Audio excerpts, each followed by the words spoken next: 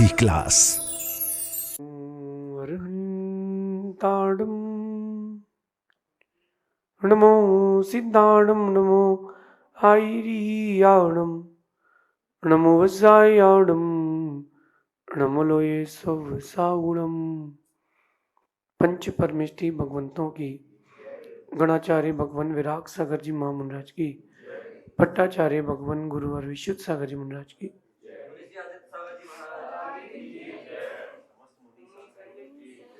या हम सभी अपने जीवन में सुख और गुणों की अभिवृद्धि के लिए नीति के विषयों का श्रवण कर रहे हैं। नीतिकार हमें सिखाते हैं कि हमें अपनी रक्षा और औरों की रक्षा, दोनों की रक्षा करना चाहिए। समझदार व्यक्ति जीवन तो अच्छा जीता है, लेकिन दूसरों के जीवन की भी रक्षा करता है।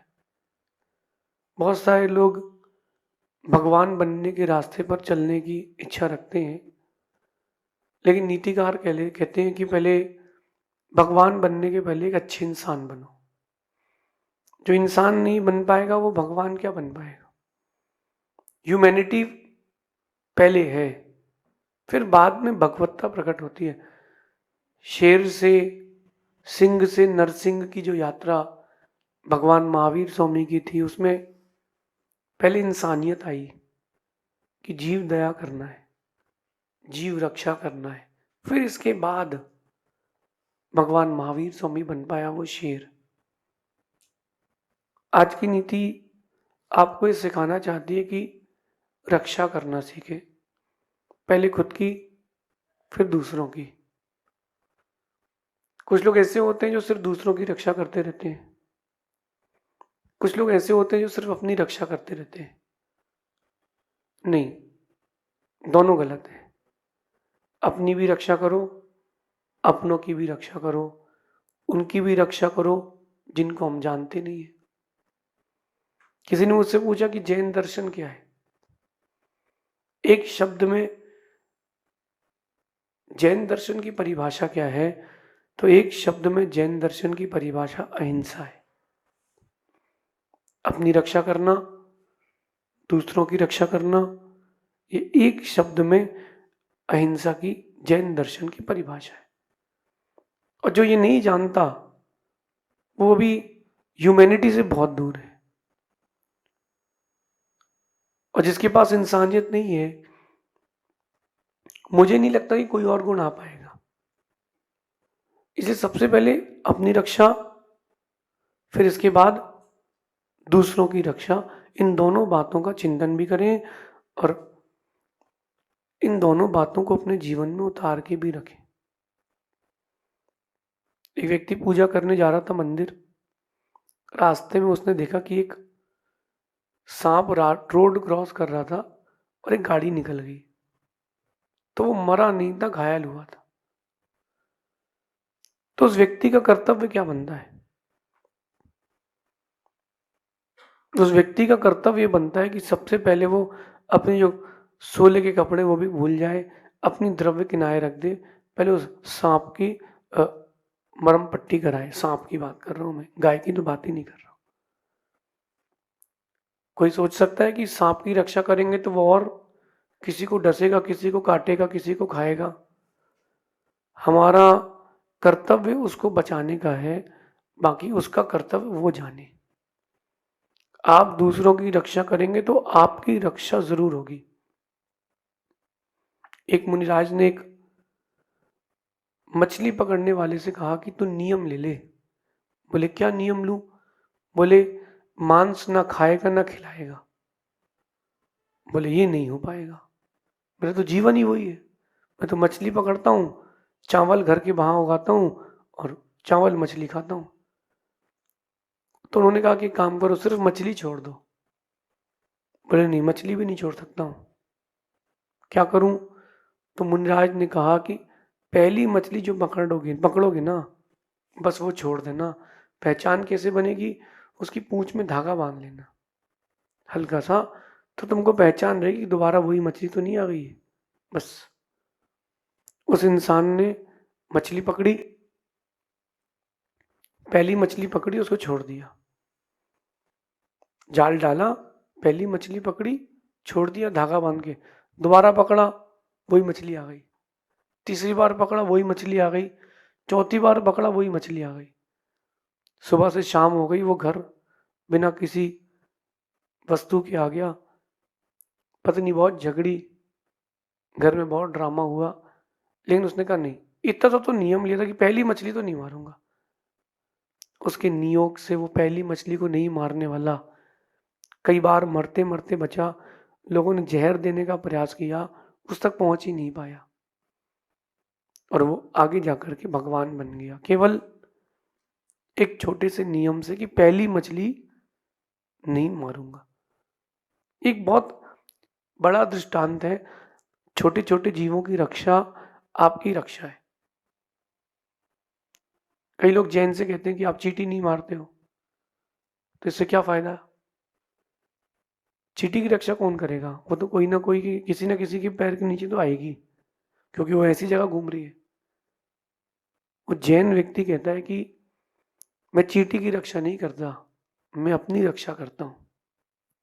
अगर मेरे कारण किसी को कष्ट पहुंचेगा तो वो लौट के आएगा।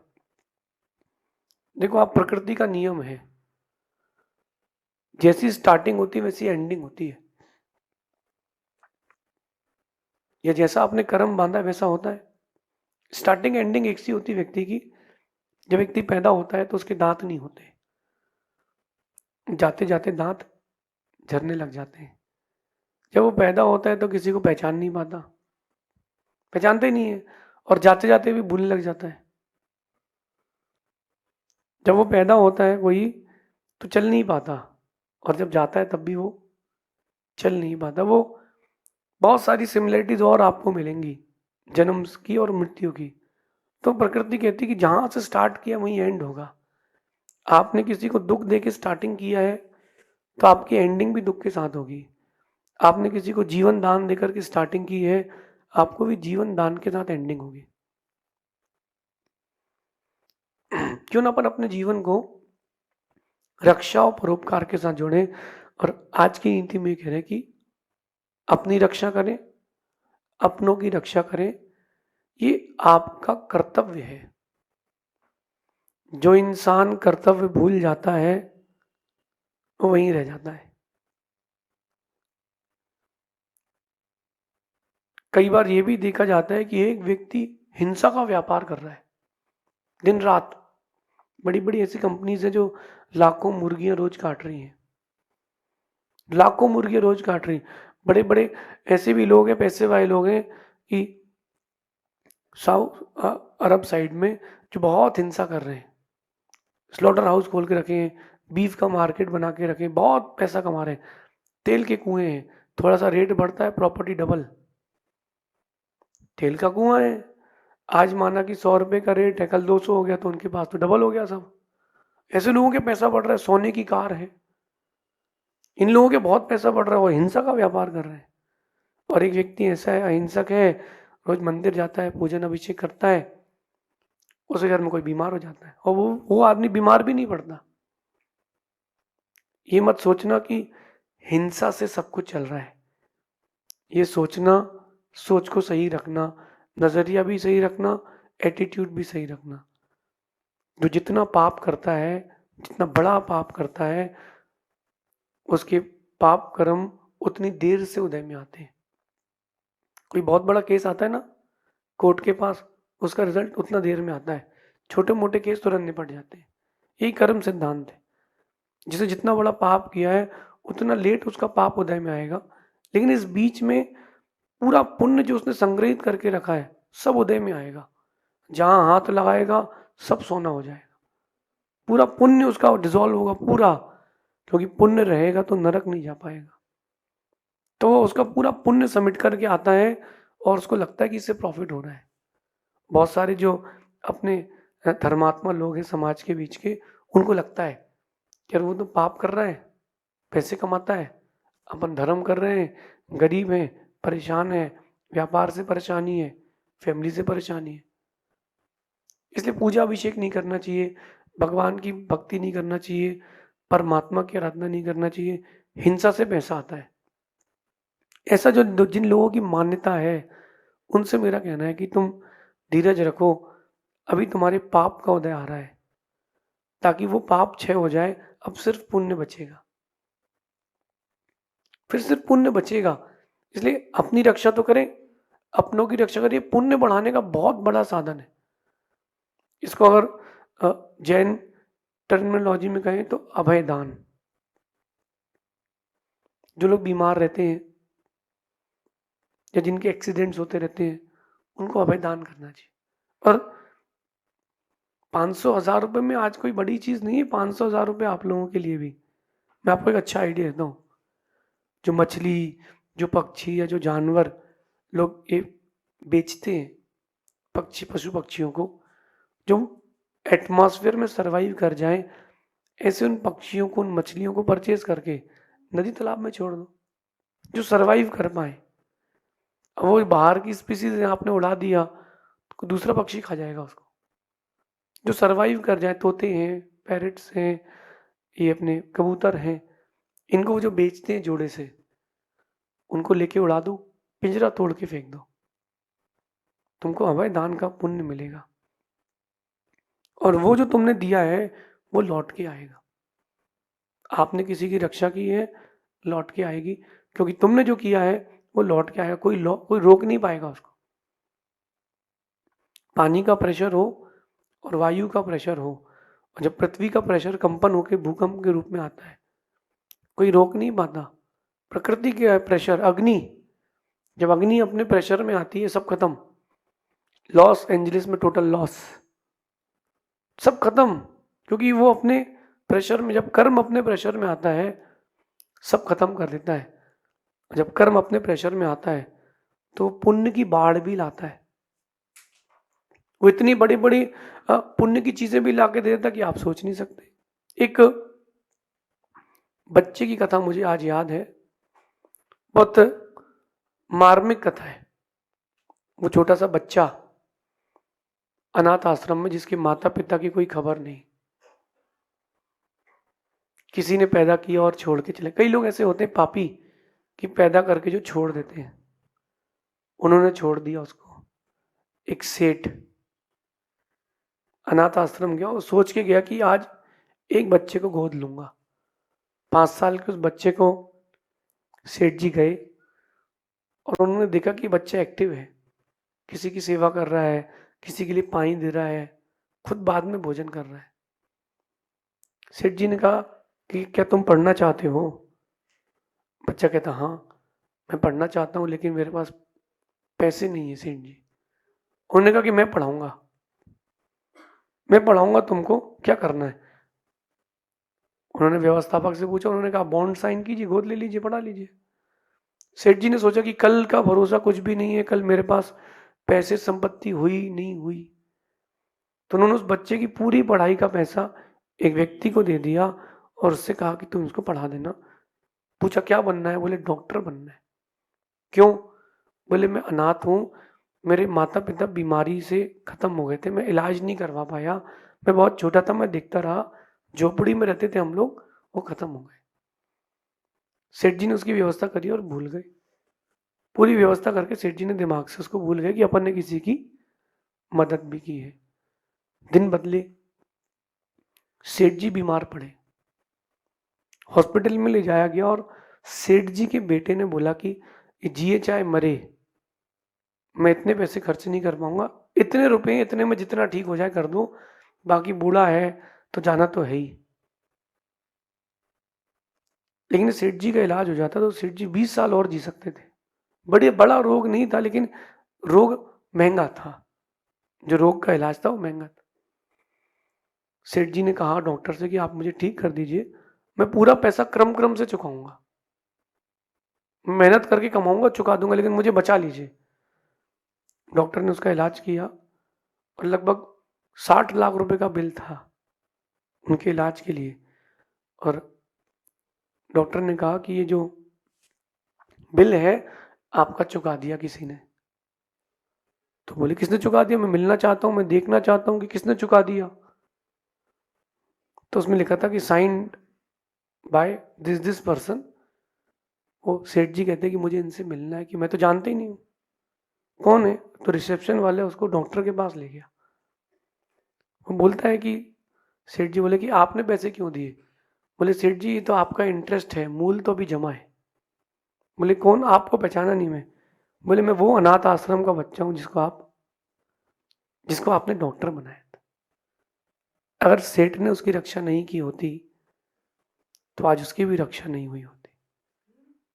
यही मैं आप सबको सचेत कर रहा हूं, आज से परोपकार से जुड़े, दूसरों के बारे में अच्छा सोचें और दूसरों के बारे में अच्छा करें, क्योंकि अच्छा सोचने के और अच्छा करने के कारण ही आपके साथ अच्छा होता है। हम दुनिया की उस आधुनिकता की भीड़ में दौड़ जाते हैं, सेल्फिश हो जाते हैं, अपना सोचते नहीं। जितनी आपकी योग्यता है उतने दूसरों की रक्षा भी करें। कहते हैं कि जो रक्षा की कला सीख जाते हैं, जो लोग रक्षा की कला सीख जाते हैं, ऊंचाइयों पर पहुंचने से उनको कोई नहीं रोक पाता। आपको अगर टॉप क्लास जाना है, अपने आप को टॉप मोस्ट व्यक्ति बनाना है, तो आपको कहीं ना कहीं खुद को रक्षा से जोड़ना पड़ेगा। अपनी भी करें और दूसरों की भी करें, पहले अपनी करें। प्रायोरिटी खुद की दें, लेकिन उस प्रायोरिटी में किसी की हानि ना हो। कभी आप गलियों में देखना, वो जो मुर्गियों के टुकड़े करके बेचते हैं, एक जगह तो मैंने दृश्य देखा, बड़ा दर्द हुआ। वो जिंदा मुर्गा था और एक टीन का बॉक्स था, नीचे आग लगी थी, पानी भरा था, जिंदे मुर्गे को उसमें डाल दिया, ढक्कन लगा दिया और ऊपर लिखा था बॉयलर चिकन। एक मिनट के लिए सोचो कि दूसरे को दर्द देके तुमको क्या मिलेगा? ये आपका पेट है, कब्रिस्तान थोड़ा ना है कि हम जीवों को इसमें रखते जाए। नहीं, अगर कोई ऐसा कहीं हो रहा हो उसकी रक्षा करो। साल में एक बार जाके जहाँ स्लॉटर हाउस है, जहाँ खरीद के लाए वो लोग गाय, उनसे खरीद लाओ, डबल में खरीद लाओ। वो गाय भले ही 2 घंटे बाद मरने वाली हो, लेकिन कट के ना मरे, स्वतः मरे। ऐसा करना, उसका आपको जो पुण्य मिलेगा वो आपको कई जन्म तक काम आएगा। एक जैन दर्शन में कथा है जीवन दर की। उस जीवन दर ने एक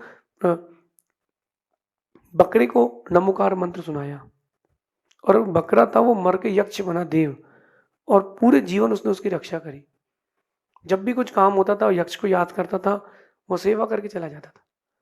तो क्यों ना अपन भी ऊंचाइयों पर पहुंचने के लिए खुद को रक्षा से जोड़ें। जो अपने साथ साथ अपनों का भी सोचते हैं वो देवताओं की तरह पूजित होते हैं। जो अपने साथ साथ अपनों का भी रक्षा करते हैं, उनके बारे में सोचते हैं, वो देवों के भी चहेते होते हैं। इसलिए अगर आप चाहते हो कि आपका फ्यूचर अच्छा हो, आज का नहीं अगली जिंदगी का भी सोचें, जो अगला जन्म मिलने वाला है उसका भी सोचें, अपनी रक्षा करें, अपने साथ साथ औरों की भी रक्षा करें। आपका जीवन बहुत उन्नत होगा।